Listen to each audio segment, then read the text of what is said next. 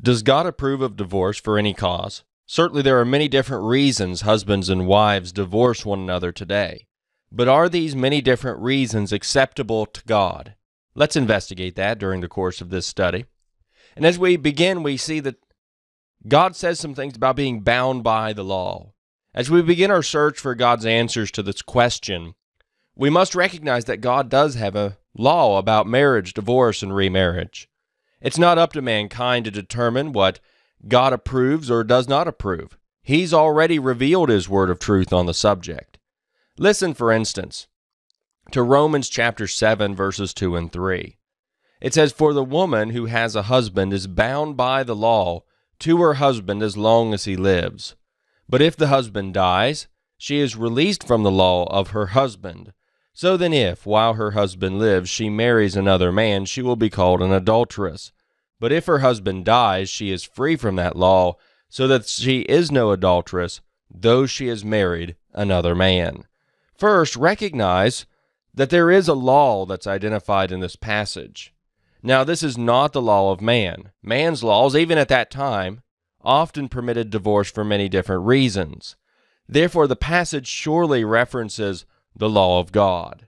Second, understand that husbands and wives are bound to one another by this law of God.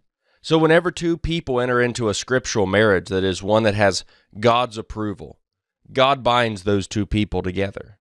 And third, recognize that this bond lasts a lifetime. Again, Paul states the woman who has a husband is bound by the law to her husband as long as he lives. The passage continues to demonstrate that even if a marriage is ended without God's approval while her husband lives, the bond remains intact. Therefore, even though she may marry another man, she will be called an adulteress because she remains bound to her original spouse. So even though God recognizes the divorce and the second marriage, He does not approve of the divorce and calls the subsequent marriage adulterous.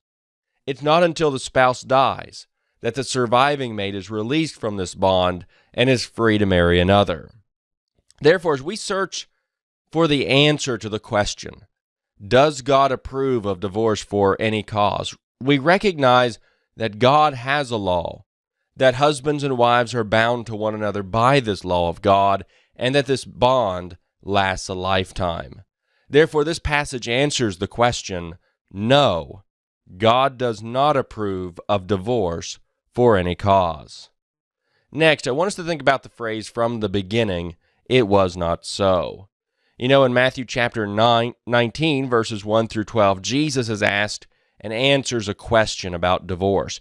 In verse 3, it records the situation and the question he was asked.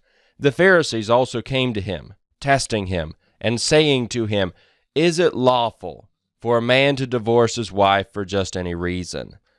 This is the same question we're investigating during the course of this study. Even when Jesus lived, this was a question that folks debated, as there were a few prominent schools of thought about this question within the Jewish faith. But let's see how Jesus answers their question. First, Jesus goes back to the beginning of the marriage relationship to answer this question.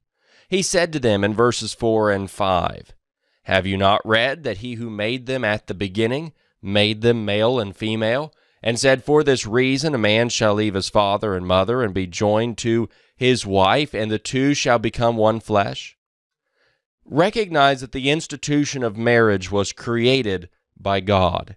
He created male and female and intended for men and women to be joined together as husbands and wives. Prior to this, God recognized that it was not good that man should be alone, Genesis 2, verse 18. Therefore, God created a suitable helper for the man, and she was called woman.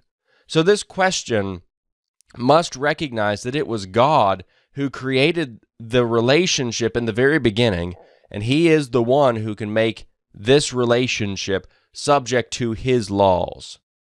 Second, the nature of this relationship should help you recognize that God does not approve of divorce for just any reason. After stating that the man and the woman leave their parents in order to cleave to one another, saying that the two become one flesh, Jesus says in verse 6, So then they are no longer two, but one flesh. Consider the nature of this relationship in contrast to the nature of what happens in a divorce. This relationship is one in which the husband and wife are joined together as one and are functioning as one unit rather than two people who are pursuing different goals. However, in a divorce, that which should be functioning as one now functions as two. Husbands and wives in a divorce no longer fulfill their God-given responsibilities to one another and work together in unison. In addition, those who were instructed to leave father and mother and to cleave to their spouses often reverse this upon divorce, leaving their spouses to cling again to their parents. A third thing for you to recognize from this text is that Jesus commands, "What God has joined together, let not man separate," there in verse 6 again. Recall that God's marriage law binds two individuals who are scripturally eligible to be married to one another, and he binds those two individuals upon their marriage. However, man often attempts to separate what God has joined together by divorcing. Yet even though they may divorce their original spouse, Romans chapter 7, as we saw earlier in our study in verses 2 and 3, continues to demonstrate that they are still bound by God's law. Even still, this instruction of Jesus is clear indication that God does not approve of divorce for just any reason.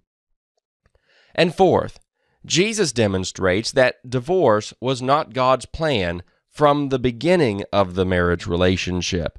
Look in verses 7 and 8. In verse 7, Jesus is asked a question. Well, why then did Moses command to give a certificate of divorce and to put her away? The people Jesus had been addressing questioned that if what Jesus was saying was true, then why did Moses permit people to divorce? And Jesus responded by saying in verse 8, "Moses, because of the hardness of your hearts, permitted you to divorce your wives, but from the beginning it was not so." So this permission for husbands and wives to divorce for just any cause was not God's will, even though Moses had permitted it.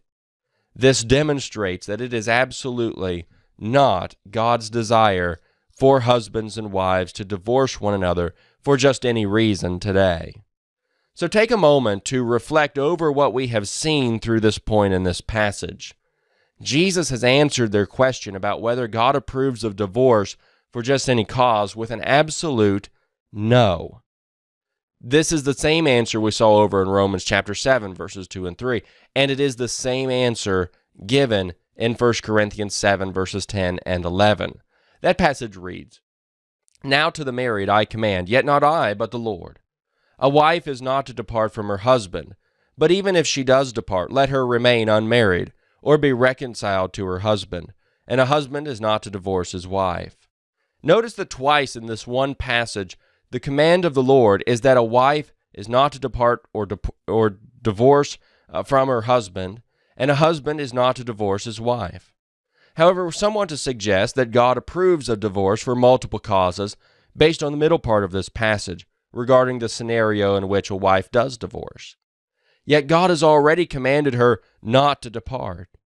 Therefore, he does not approve of the divorce. Instead, he simply identifies that the person who fails to listen to God and divorces contrary to his command must either remain unmarried or be reconciled to his or her original spouse. Still, God never approves of the divorce. Now, let's come to the final part of Jesus' teaching in Matthew chapter 19 and verses 1 through 12. After demonstrating that God does not approve of divorce for just any reason, let's focus in on verse 9. He says, "And I say to you, whoever divorces his wife except for sexual immorality and marries another commits adultery, and whoever marries her who is divorced commits adultery." Here is Jesus' law on the matter. Jesus only permits one cause for divorce. That cause is fornication. It's translated sexual immorality in the New King James Version. Fornication refers to any unlawful sexual intercourse. Only when a spouse commits fornication can the innocent spouse, that is, the one who's free of the fornication, can choose to lawfully divorce his or her mate. And then that innocent spouse is free to remarry and not be guilty of adultery. Please note, however, that the order of this text demonstrates that the fornication must occur prior to the divorce in order for the innocent spouse to have the right to remarry. Finally, it's also worth noting that Jesus condemns the remarriage of one who is divorced.